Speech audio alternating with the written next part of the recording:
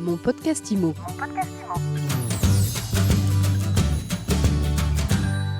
Bonjour à tous. Alors comme tous les jours depuis le début de cette crise du coronavirus, on évoque les conséquences de la situation sur votre projet immobilier. Alors aujourd'hui, on revient précisément sur l'une des 25 ordonnances prises en urgence la semaine dernière en Conseil des ministres, une ordonnance qui impacte tout spécialement le secteur de l'immobilier, ceux qui sont engagés à la fois dans un projet de vente, dans un projet d'achat et aussi ceux qui travaillent dans l'immobilier. Alors pour en parler, je suis avec Étienne Petit. Étienne, bonjour. Bonjour Ariane. Étienne, tu es juriste, cofondateur de Modelo. Modelo, c'est une plateforme qui permet aux agents immobiliers de digitaliser tous leurs documents contractuels et juridiques. Alors, d'abord, est-ce que tu peux nous présenter les grandes lignes de cette ordonnance ? Oui, pour faire simple, en fait, l'ordonnance a voulu éviter qu'une personne ne puisse pas exercer un droit pour des raisons matérielles, parce qu'il ne pourrait pas notifier un acte, il ne pourrait pas se déplacer. Donc on a prorogé un certain nombre de délais pour permettre à ces personnes de réaliser la démarche après la période d'état d'urgence sanitaire. Donc l'état d'urgence sanitaire couvre la période du 12 mars au 25 juin 2020. Et c'est après cette période spéciale qu'on va pouvoir recommencer à faire, avec des délais plus ou moins longs, ces procédures qu'on n'a pas pu faire compte tenu du confinement et du blocage de l'administration, etc. L'idée générale, on la comprend bien. Maintenant, ce que j'aimerais voir, c'est concrètement pour qui ça a un impact aujourd'hui et qu'est-ce que ça va changer ? Alors, ça va avoir un impact, ça a un impact direct en matière d'achat ou de vente immobilière dans le résidentiel, puisque parmi les différents délais légaux qui sont concernés par cette ordonnance, il y a le délai de rétractation, prioritairement, qui est accordé à deux stades de la vente, déjà très en amont, au moment de la prise du mandat, lorsque le mandant bénéficie d'un droit de rétractation, c'est-à-dire lorsque le mandat a été pris soit en rétablissement, soit à distance, qui risque d'être le cas très souvent au cours de cette période spéciale en raison du confinement. Alors concrètement, j'ai signé un mandat de vente à un agent immobilier à distance. J'ai signé ce mandat, on va dire, le 11 mars, donc avant le démarrage de cette période. Qu'est-ce qui va se passer ?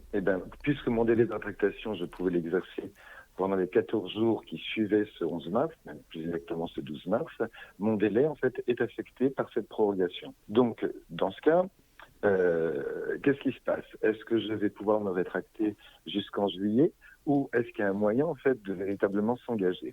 C'est là où il y a une interprétation dominante du texte qui conduit à considérer qu'il s'agit simplement d'un délai complémentaire qu'offre l'ordonnance à mon mandant ou à mon acquéreur, dans le cas du délai de rétractation SRV, pour pouvoir se rétracter, mais il n'est pas obligé d'attendre jusqu'à la fin. Il peut très bien renoncer à ce délai complémentaire que lui a offert l'ordonnance en le faisant régulièrement. Régulièrement, ça veut dire déjà quand ?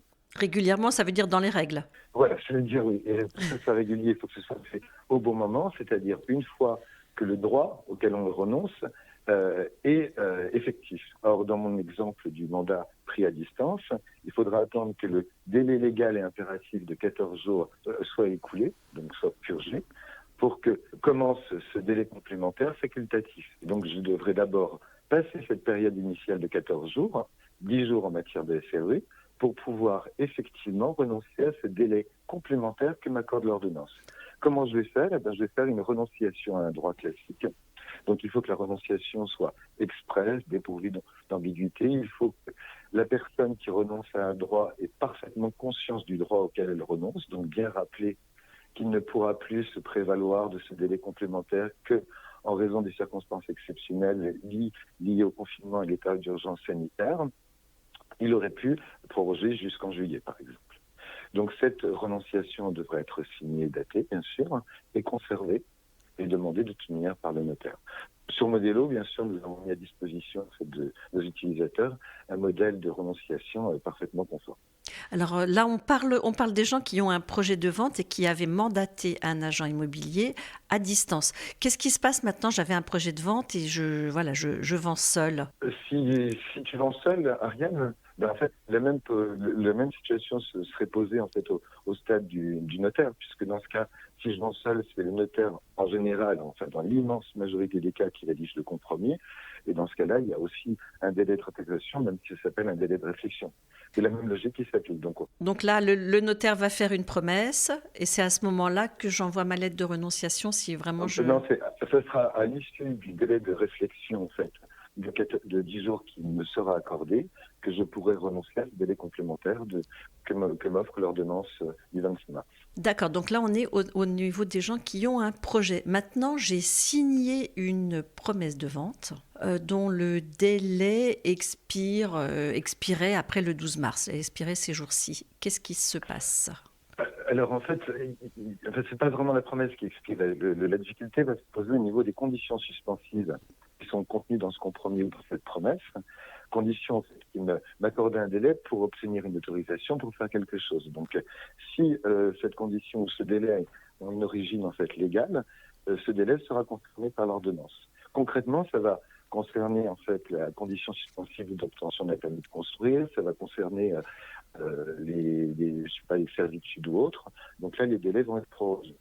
Mais plus précisément, ce qui va intéresser en fait l'acquéreur, c'est sa condition suspensive d'obtention d'un financement, puisque lorsque l'acquéreur est un particulier et qu'il achète un bien à usage d'habitation, il bénéficie de fait d'une condition suspensive d'obtention de son financement prévue par le Code de la consommation. Et le délai de réalisation de cette condition est au minimum de 30 jours.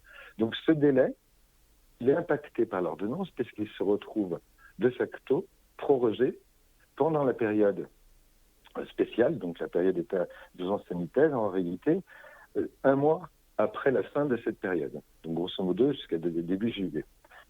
Est-ce que je peux renoncer en fait à cette prorogation ?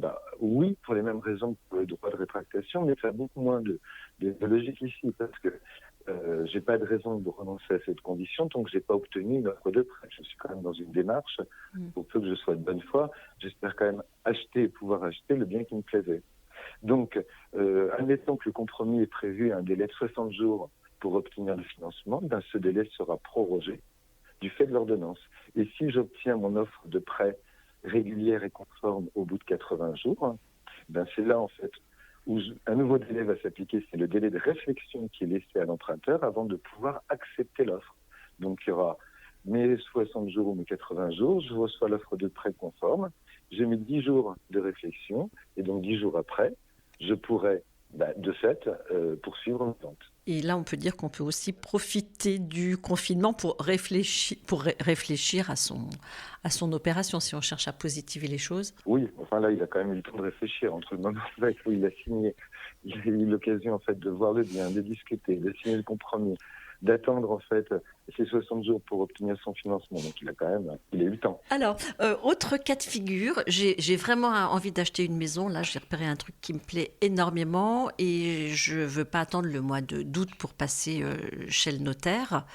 Est-ce que je peux le faire quand même ou pas du tout ? Alors, ça va dépendre en fait du bien, de la situation, parce qu'il y a quand même des démarches qui sont entravées par la période de confinement et les reports de l'ordonnance, ne serait-ce que pour obtenir dans le cadre d'une déclaration d'intention d'aliéner, lorsque le bien est situé sur une commune où existe un droit de préemption urbain, comme les services administratifs ont du mal à fonctionner, le délai en fait laissé à l'administration pour se prononcer est prorogé. Donc tout va dépendre en fait de la situation du bien, ce qui existe comme règle d'urbanisme au sens large concernant ce bien.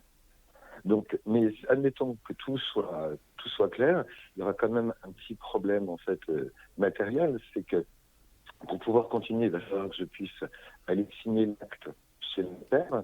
Donc, en raison des mesures de confinement et des mesures en fait prises par le Conseil supérieur du notariat pour protéger les collaborateurs des offices notariales, c'est quand même le télétravail qui est pratiqué. Mais il reste des possibilités, il y a des rotations qui sont organisées par des notaires. On a toujours aussi la possibilité de donner une procuration à un clerc de notaire ou à un collaborateur d'une étude notariale pour que ce collaborateur signe au nom du vendeur et de l'acquéreur ou des deux en même temps l'acte de vente définitif. Donc il y a des moyens. Mais là aussi, ça va dépendre en fait du niveau d'équipement de l'étude notariale concernée. et de disponibilité en fait du collaborateur, puisque le notaire ne peut pas être lui-même le représentant des parties. Alors, dernier cas de figure, enfin dernier type d'interlocuteur, je suis professionnel de l'immobilier. Tout ça est très dommageable sur ma façon d'exercer le métier et puis surtout sur la trésorerie et les revenus à venir. Oui, c'est certain, puisque en fait, l'agent immobilier en fait est rémunéré au moment de l'acte authentique, donc tout ce qu'il peut faire avant, il le fait à crédit. Donc, si les ventes, c'est-à-dire la vente définitive en fait par acte notarié sont décalées dans le temps, bien c'est cette trésorerie qui sera décalée de temps. Après, en fait, ça n'empêche pas en fait totalement de travailler. Et nous, on a beaucoup de témoignages d'agences. D'ailleurs, on a une très grosse activité en ce moment parce qu'elles continuent à prendre du mandat. Elles continuent en fait à faire des compromis, mais elles savent en fait qu'il va y avoir un grand trou d'air qui va durer 2-3 mois avant en fait qu'on puisse récupérer l'argent qui vient rémunérer tout le travail qui aura été fait en amont.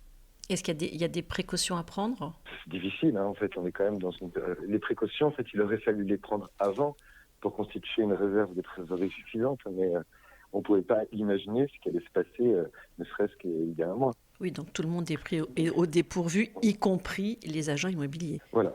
Mais finalement, ces ordonnances, elles ont des conséquences fâcheuses sur l'ensemble des secteurs. Enfin, la situation, elle est dommageable pour tout le monde. Voilà, mais il faut bien comprendre en fait que l'ordonnance en question, elle ne visait pas spécifiquement l'immobilier, elle visait en fait les délais en matière de procédure civile, les délais judiciaires. Donc l'immobilier est indirectement impacté parce que ce sont les mêmes règles qui vont s'appliquer à des délais d'urbanisme ou autres. Mais ce n'était pas ce qu'on visait en premier. Merci beaucoup, Étienne. Tu voulais ajouter quelque chose ? Non, à moins que tu aies quelque chose aussi. En fait, il y a aussi en fait, à prendre en compte plein de petites choses qui vont retarder la réalisation. Par exemple, lorsque c'est un bien en copropriété qui est vendu, on a l'obligation en fait d'adresser au syndic de l'immeuble un avis de mutation, l'avertissant en fait qu'un lot est vendu et est-ce que le vendeur il est bien à jour de ses charges de copropriété.